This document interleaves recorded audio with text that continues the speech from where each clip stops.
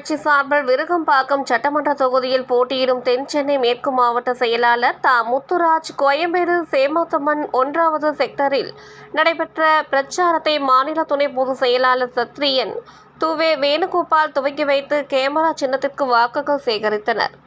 இதில் மதுரவாயல் தொகுதி வேட்பாளர் தர்மேஷ், தென் சென்னை மேற்கு மாவட்ட ஒருங்கிணைப்பாளர் ஆர். சாந்தகுமார், மாவட்ட துணைத் தலைவர் KS குமார், துணை செயலாளர் V. ஆறுமுகம், பொருளாளர் P. கிருஷ்ணா, விருகை பகுதி செயலாளர் K. வீரராகவன், டி. நகர் பகுதி செயலாளர் சேதுராமன், விருகை பகுதி மகளிர் அணி தலைவி செல்லம்மாள், ஜம்புலிங்கம், 127வது வட்ட செயலாளர் சௌசி லோகேஷ் மற்றும் அனைத்து நிலை பொறுப்பாளர்கள் கலந்து கொண்டு சேமத்தம்மன் நகர் 1வது செக்டர் முழுவதும் தீவிர வாக்கு சேகரிப்பில் ஈடுபட்டனர்.